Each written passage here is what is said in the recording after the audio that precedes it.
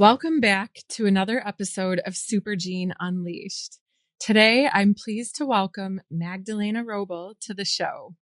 Magdalena, or Magda as I call her, is the founder of iMind Strategies and a high-performance powerhouse who helps clients unlock revenue potential and improve their quality of life by leveraging her industry insights, creativity, and passion for innovation.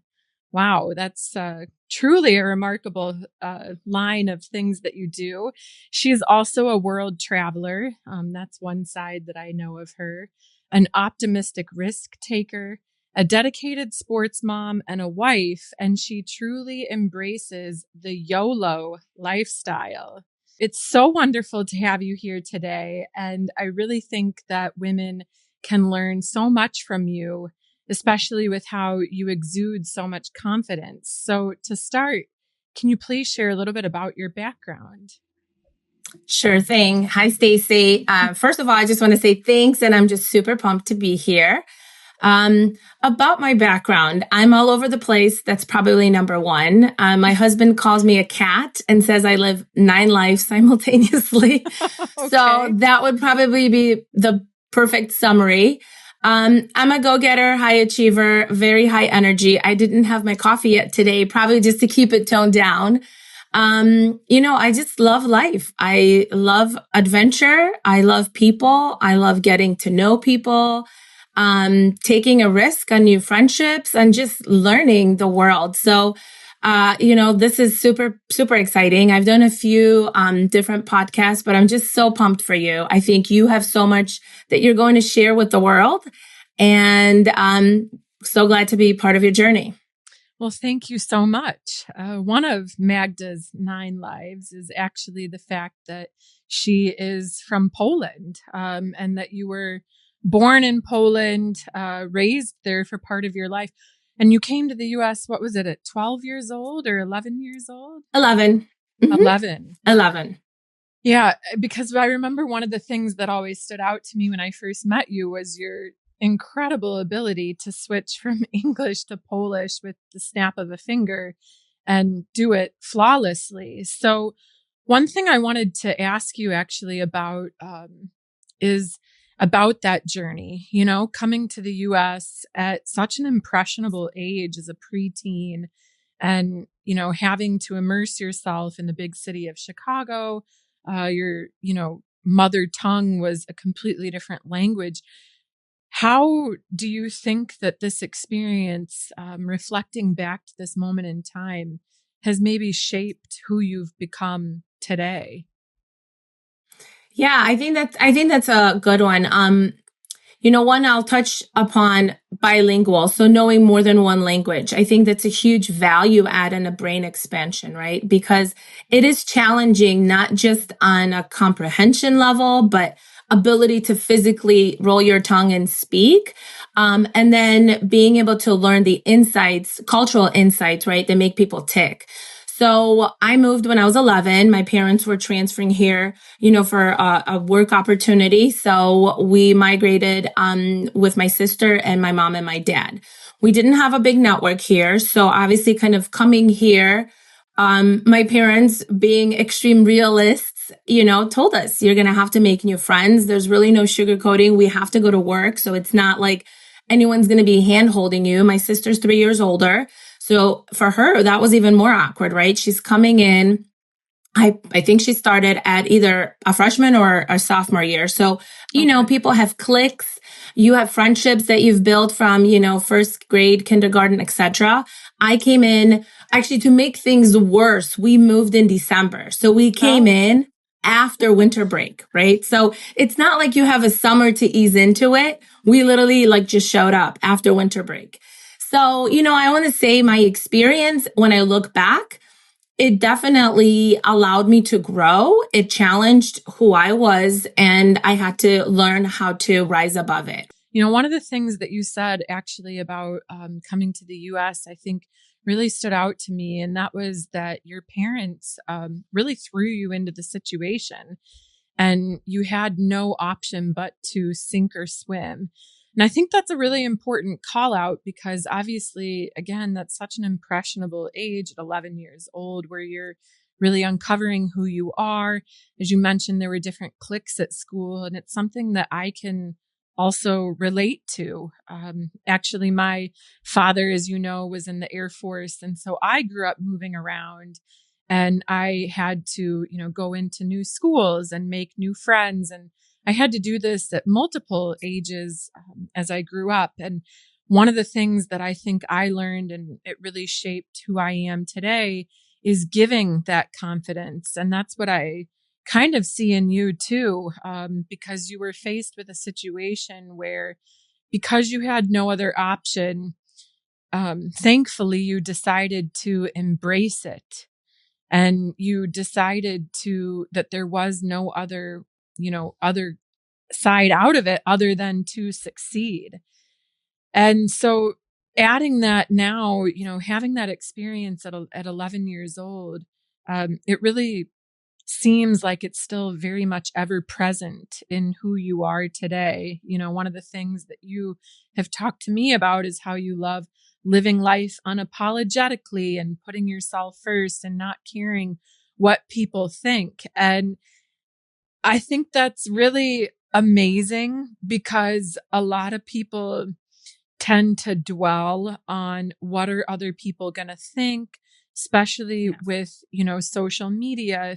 Should I put this filter, that filter, this caption, this angle is my better angle versus that angle and all of these things.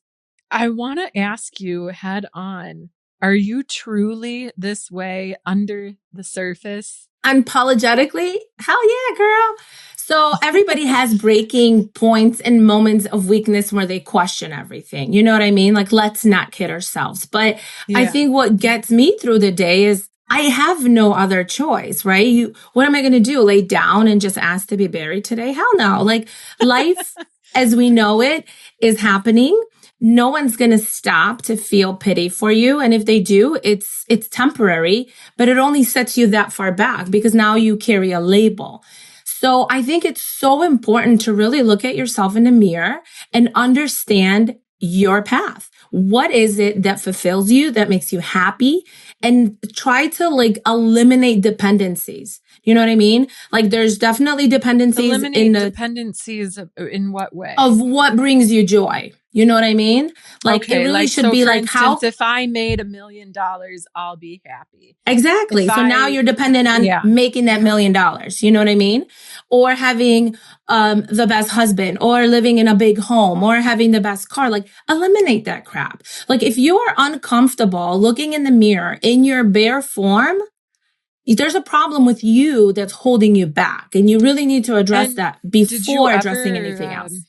Did you ever have a moment where you had this bare conversation with you in the mirror? And can all you the recollect? Time. Girl, I've got 6 conversations going on right now. Okay. You had it this morning. You didn't have your coffee, but you had the bare moment in the mirror, right? Every day, girl, every day. No, and I'll tell you how I kind of function. So it's not like this once in your life and you shift and then you're like, joy and happiness arrive.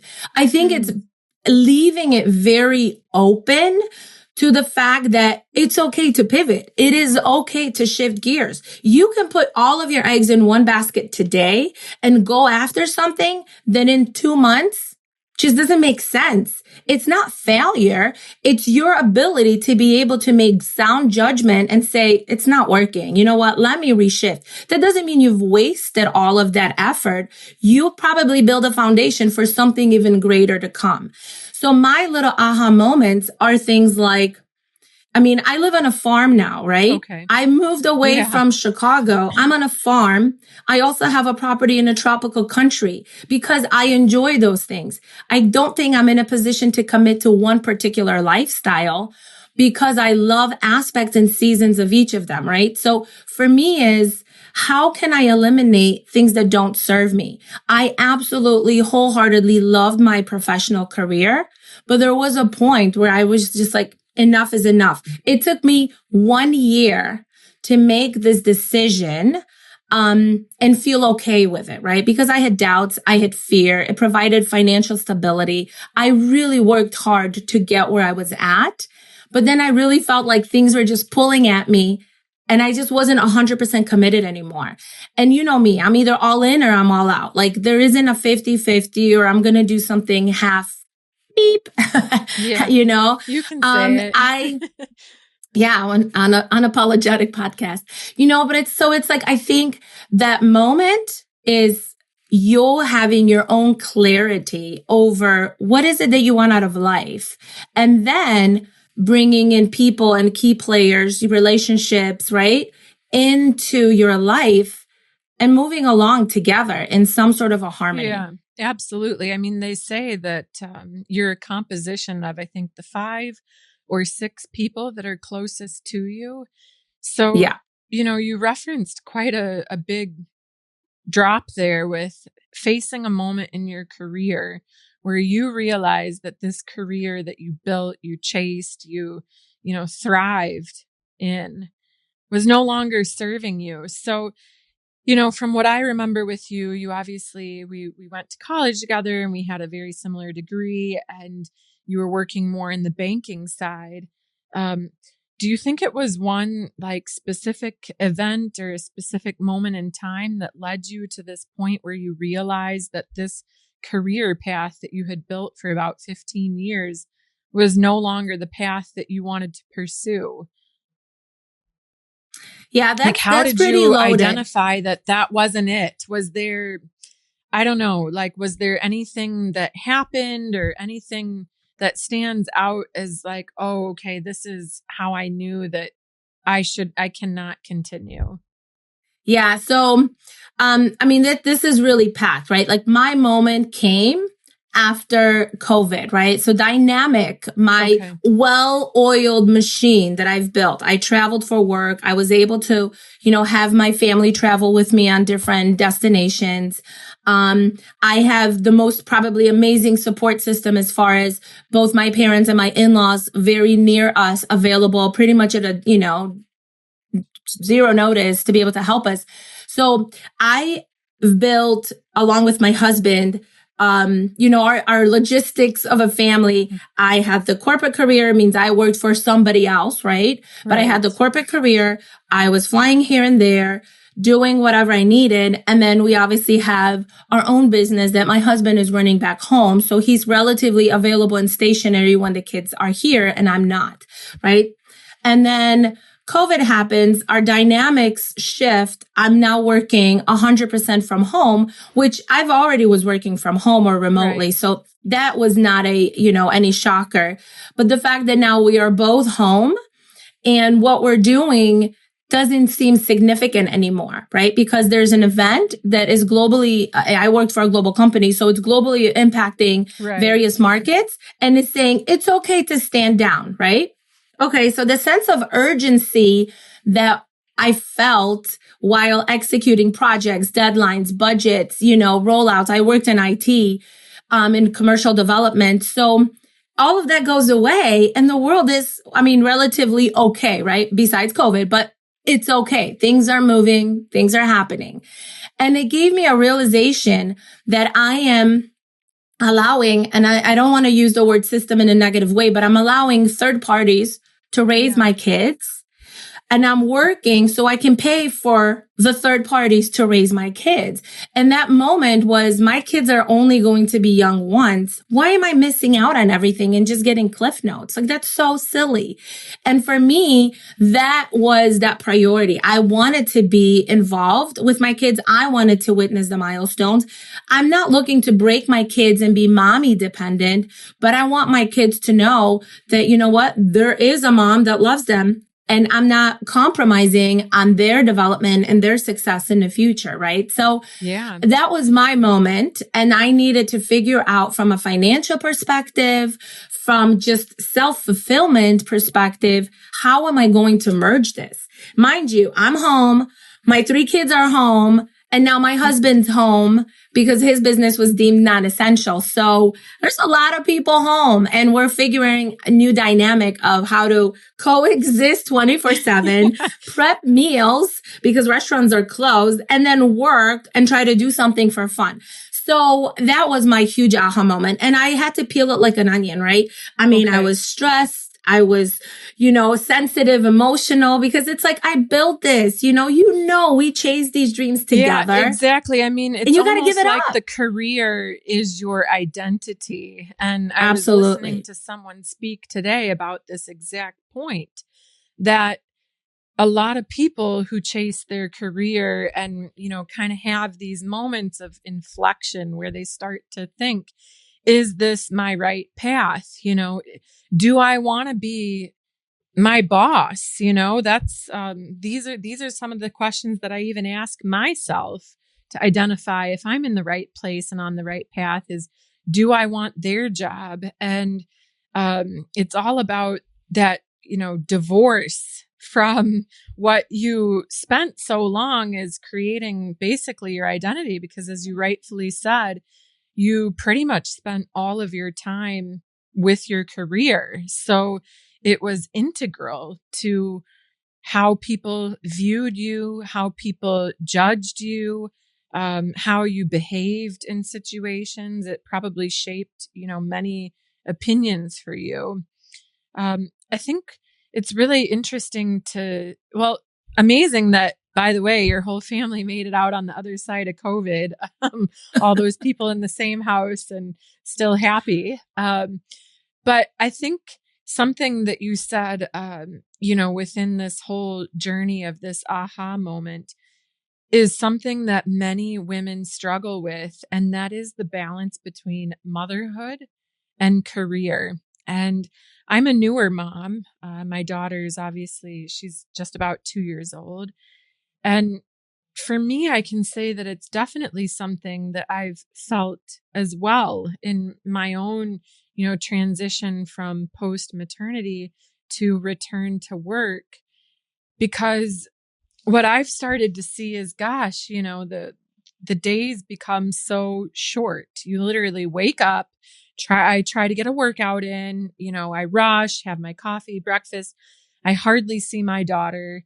I, zoom off to the office. I'm at work. And then by the time I get home, my nanny is leaving. And then I basically have not even 1 hour before my daughter goes to bed. And then I'm completely exhausted. I need to, feed myself. And then my husband and I are just sat there like, oh my gosh, okay, then we have to get up and do it all over again. It's like Groundhog Day.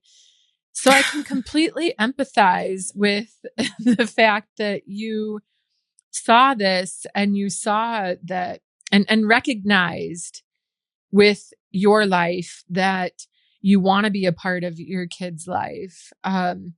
And you talked about that you needed to figure things out financially. I want to talk about this practically. So many, speakers that I listen to, they talk about theory or they talk about this struggle. What did you practically do? So now you have identified that corporate world is not what you want. You want to be a part of your kid's life. You still want to have work in your life in some way. But of course, we've all got to make ends meet, right? Yeah. We have bills to pay. So how did you figure this out? Yeah. So like the number one thing I didn't want to do is I didn't want to be the stay-at-home mom that's dependent on the husband, right? I think that's a pride issue. And I've always been raised. My mom had a professional career, right? She's a chemist and then was teaching after that. But I've always been raised, you don't know what will happen in life. You need to rely on yourself for financial independence. This is exactly what I say too. Completely agree. So, and you and I used to go out. People wanted to buy us drinks. I hated when people wanted to buy us a drink because I don't want to owe you anything when I leave. I don't want you to get the wrong impression. So we've always been like this. And I think that's why you and I, synced up so well is I love the fact that we want to work hard and have our own worth, right? Whether that's the financial worth, self-worth, whatever it is. So that was a big aspect of it, right? Because one, both my husband and I contribute to the financial budget of our household. So obviously having to remove mine, yes, it's going to be a noticeable, reduction, but we can still swing it. But it was more like, how will that impact the quality of our life? We love to travel, right? We love to go out, dine out. We, don't necessarily tell ourselves no on many things. We're very practical. You're very in how YOLO. we spend. Very YOLO. So, that was the biggest aspect. It's like, we love what we have now, but we want me to be more available and hands-on with the kids.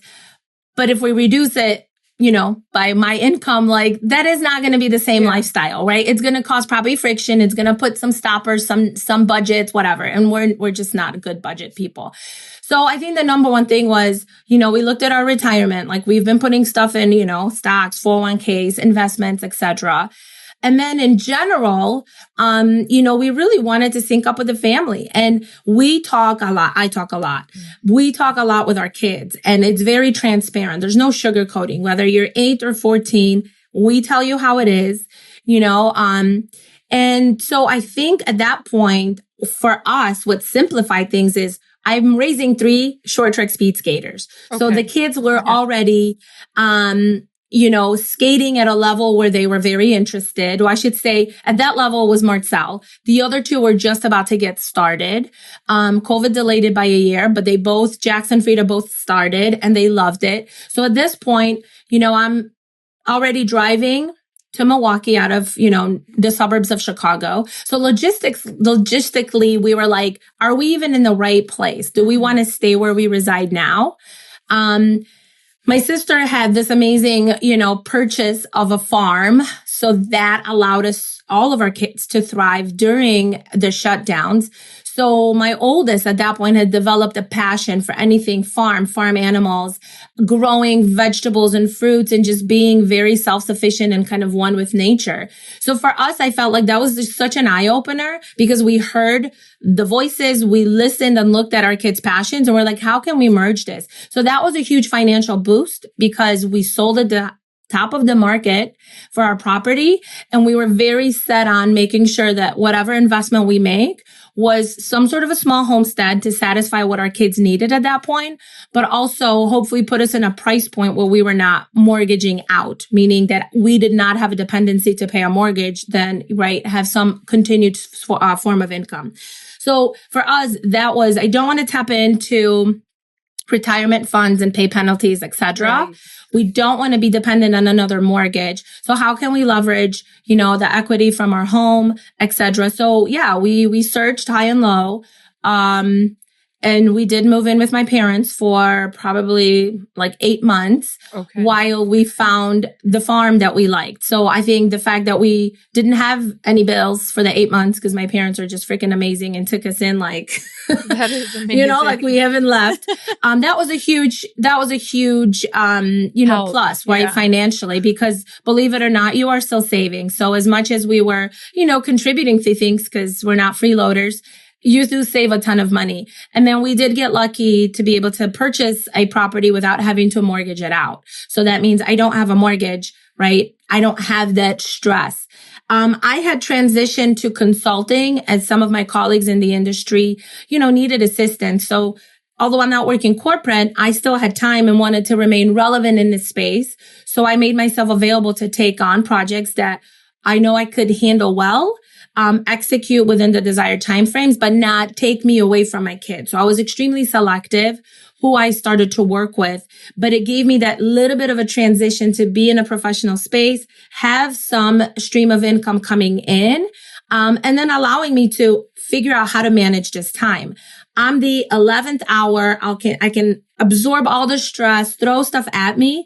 But when you give me 24 hours open, I'm like, I'll sleep until 11. I'm in my pajamas. Yeah. I needed to relearn how to make use of my time, because you feel like you now have so much time, right? So like maybe mark that down, because besides the financial aspect, the time management piece was like a huge milestone I needed to. You really had to kind of go back to basics and learn how to manage time, because before you were basically chasing meetings on someone else's agenda. Absolutely. It was someone else's agenda, now it right? was a complete blank slate. Yeah.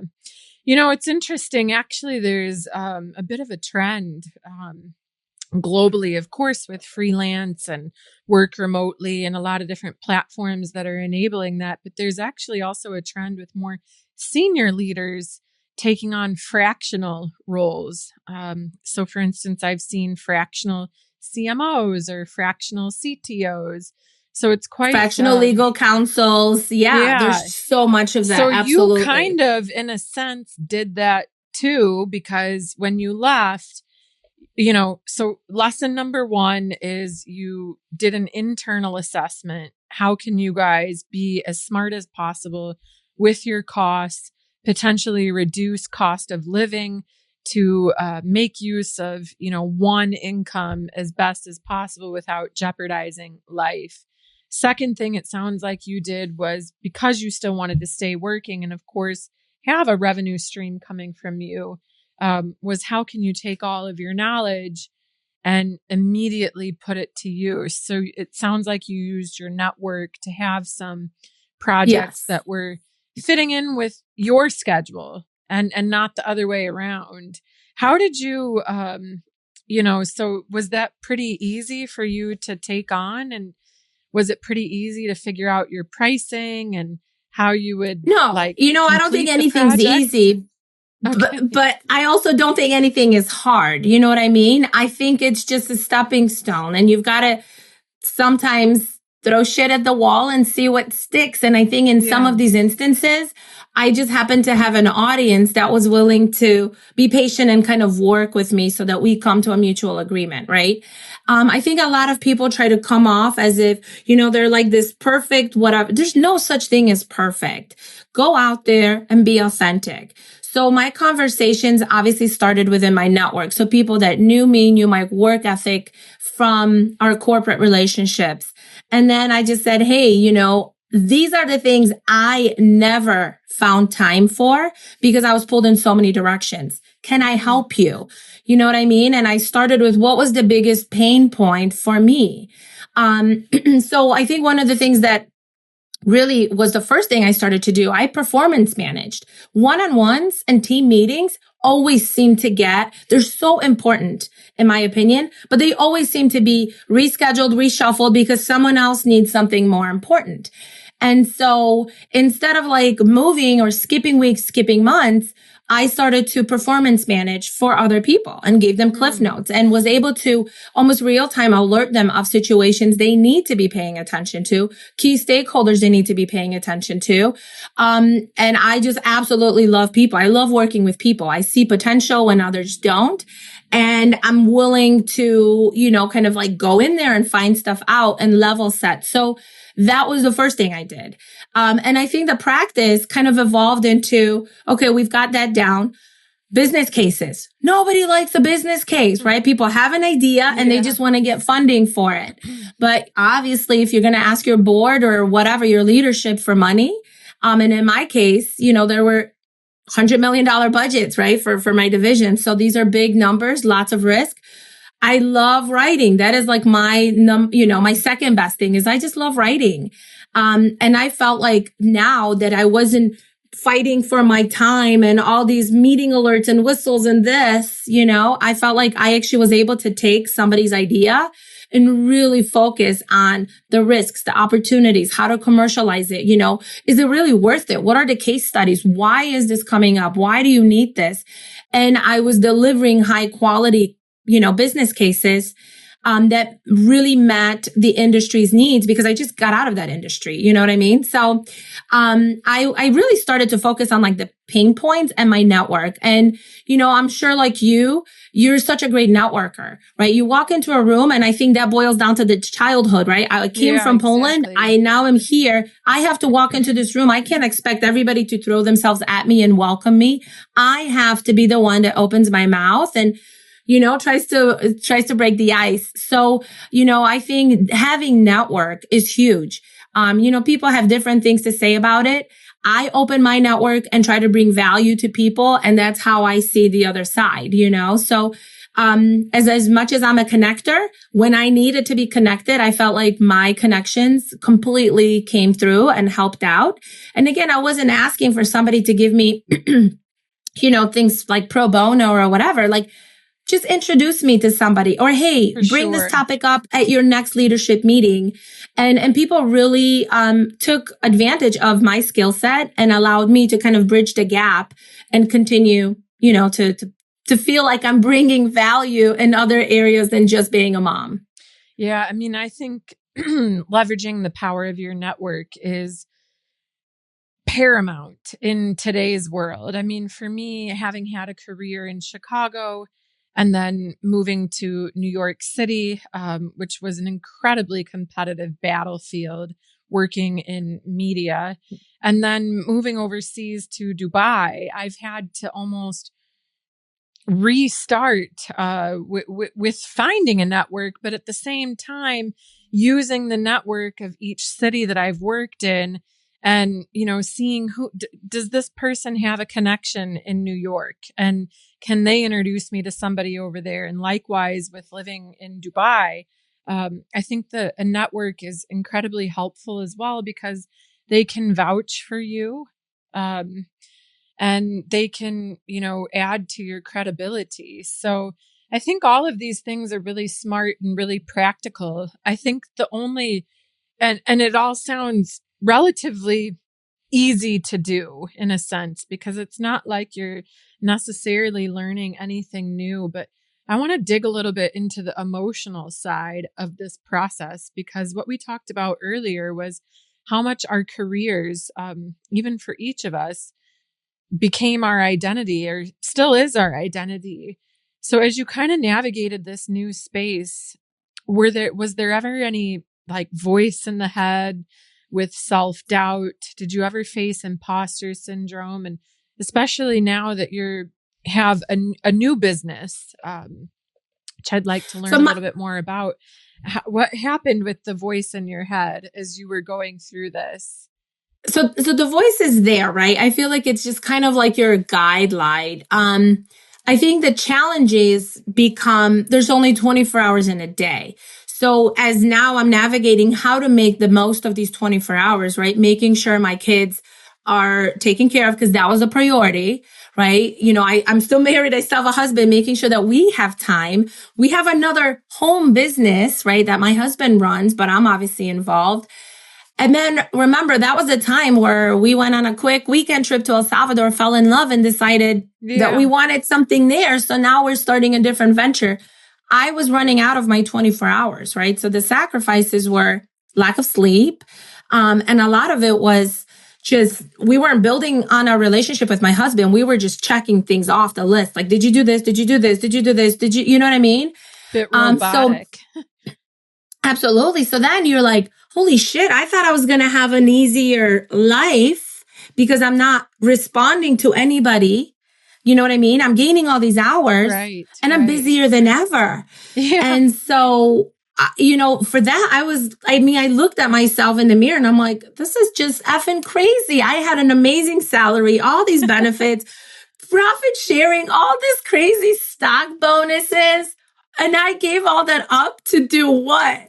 Yes, I've definitely double, triple questioned my life choices. Okay. But then the fact that we're like, oh, someone's like, hey, you guys want to go to the Ozarks with us? Oh, like tomorrow? Sure.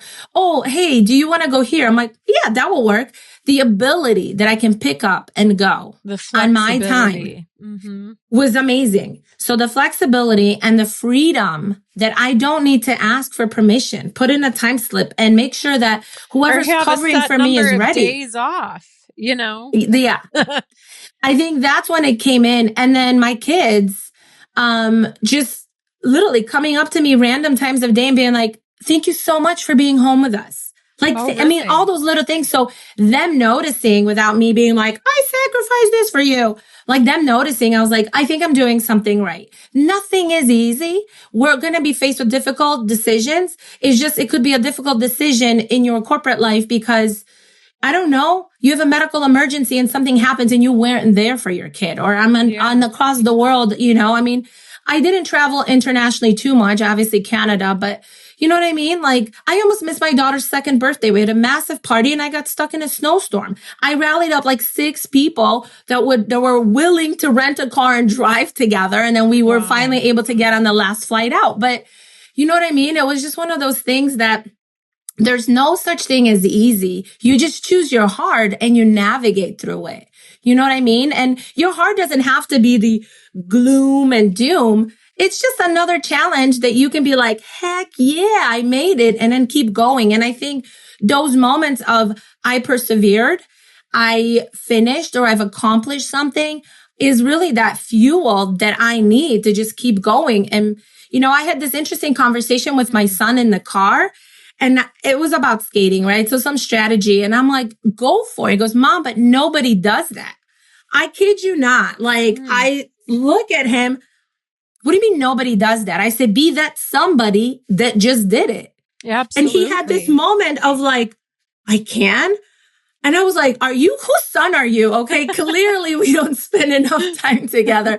No, but we laughed because, again, unless it's front and center and how you navigate your thought process in your mind, it's so easy to become this nobody did it, the follower, right? We're not here to follow. We are here to lead our life, our families into the best possible setting. So for my son, this was this eye-opening moment. And I feel like he's been living on this high. This was probably like 4 or 5 months ago. He's on this high of this particular conversation. Like, I can be that somebody. It doesn't have to be nobody did it. Empowered him to not be afraid to be the first, to not be afraid to do something different, to not be afraid to pursue another path.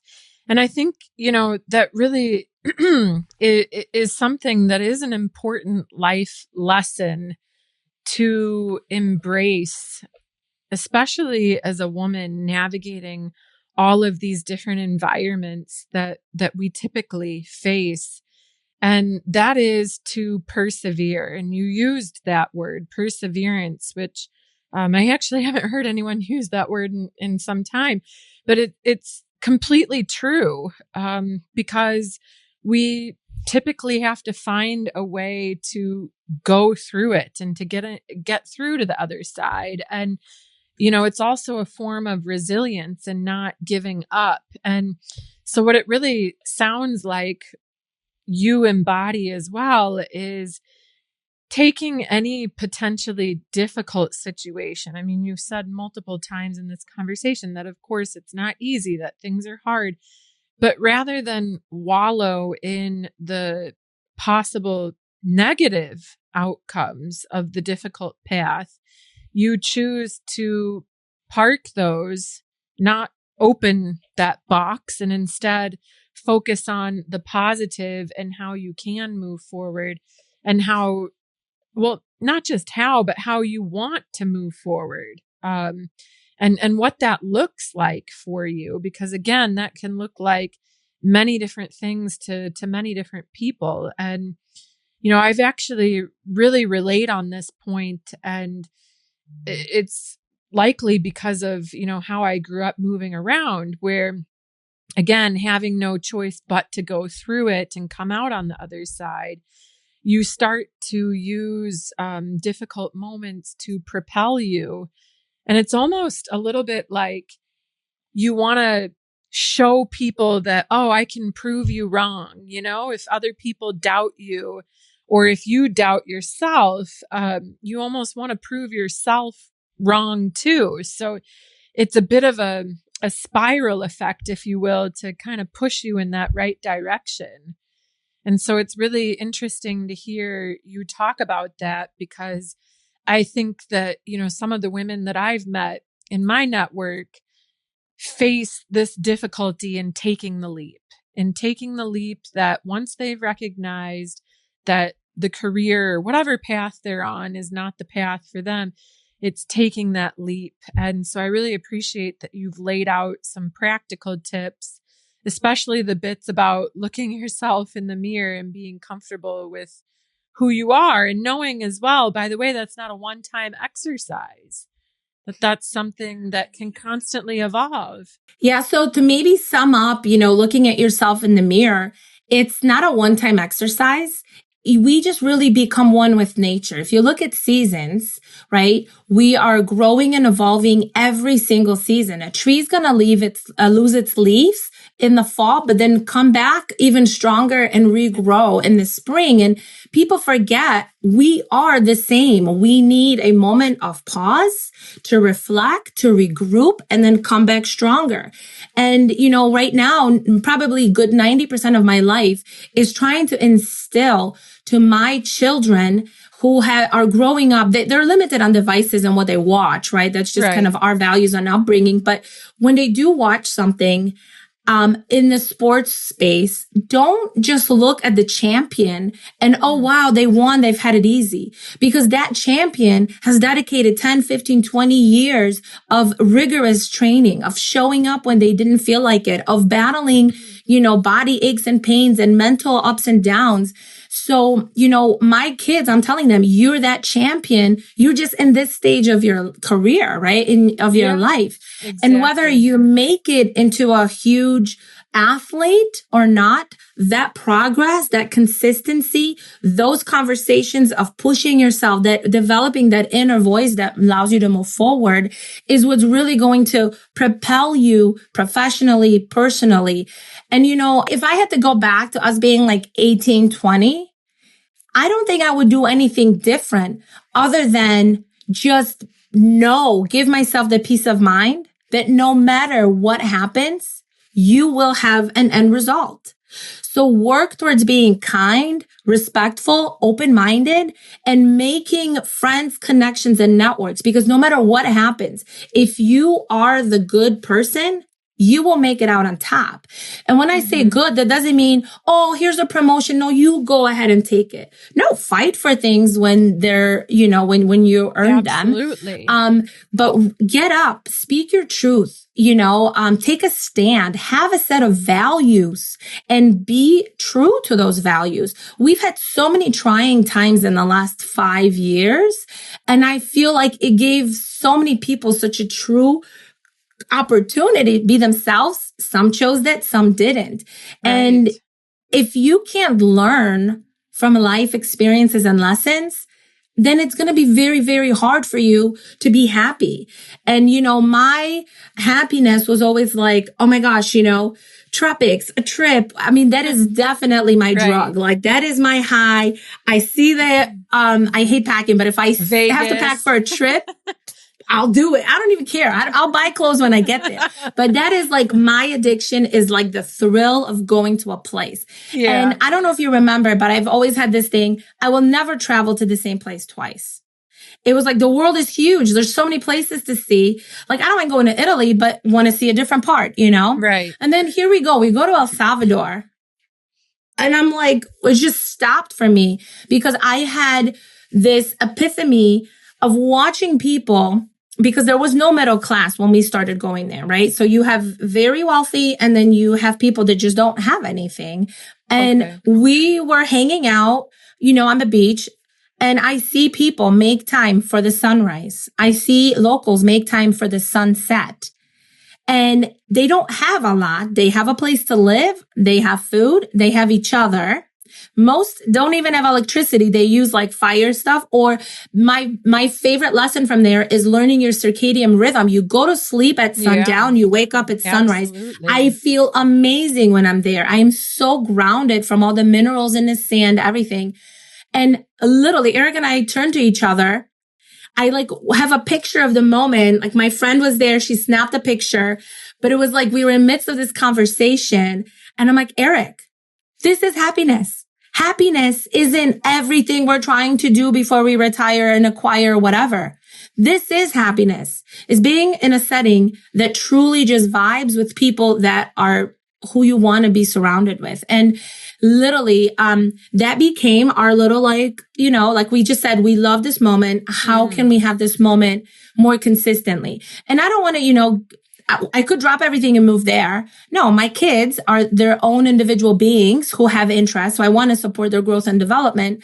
Right. So that's why we're here and kind of living 20 different lives. But that moment I wanted to like just capture, because you don't need anything to, I want to say, like, know your true self. Like, if you focus some time to identify your why and not attach other feelings, people, things, and emotions to your happiness, you're golden. Once you achieve that mindset, no matter what life throws at you, yeah, that's when you look at yourself and you refocus. Anytime you feel pull, you refocus. And I think that's been my guiding light. I mean, again, I am so selective right now in the last probably 3 to 5 years who I bring into my space. I have energy that people want. And I've been in rooms where people are like amazing and they talk you up, but I literally left drained. I felt like somebody sucked the life out of me. And it's people that I am never going to get anything back in return. No support. It's people that judge me, people that think I'm crazy, but they want my light. No, I want my light. I'm willing to share it with people that I want to share it with. So I've been very selective with who I share my time with. It's 24 hours in a day. So I think if we're wrapping up. So I think, right, like having your central vision that's true to you and then being mindful of how you manage your 24/7. You know what I mean?